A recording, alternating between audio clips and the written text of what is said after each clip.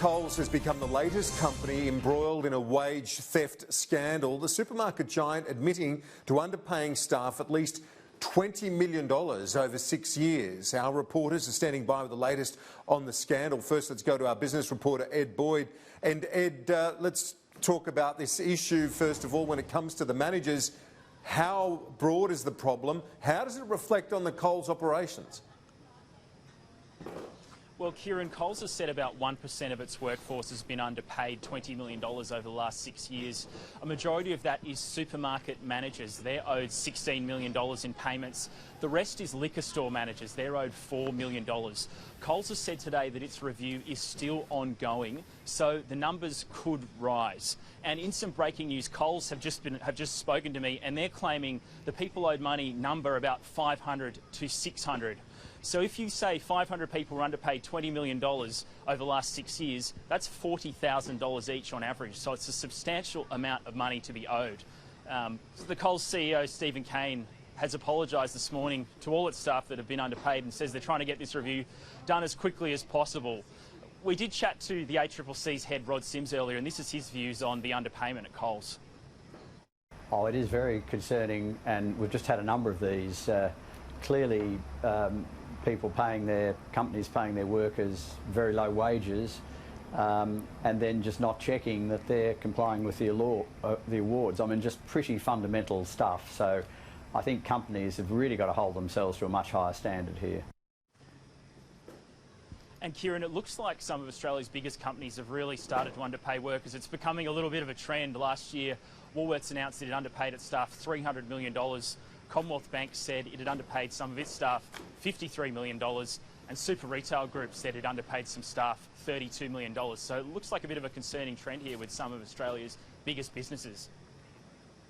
Indeed, Ed, thank you for that. Coles, meantime, has been slammed by the federal government over the wage scandal. Eliza Edwards with us. Eliza, what's been the response from the ministers we've heard from? Well, Kieran, Coles is just the latest in a long line of retailers caught ripping off their workers. The federal government saying this is an endemic issue in corporate Australia, and they're looking at potential new laws to crack down on wage theft, including potentially making it a crime. The Attorney-General not saying whether Coles would be subjected to any new legislation, only that the supermarket giant is being put on notice. I can't give a specific answer, but what I can say is that with organisations like Coles or Woolworths or Qantas, when this process is complete, penalties will be inescapable, whether they are civil, criminal, or of the type that we are now proposing with respect to directorships, banning and publicity. And many instances, more than one type of those penalties might apply. But corporate Australia surely now has got the message that they need to get their house in order. And Eliza, the new laws could see the offending companies named and shamed.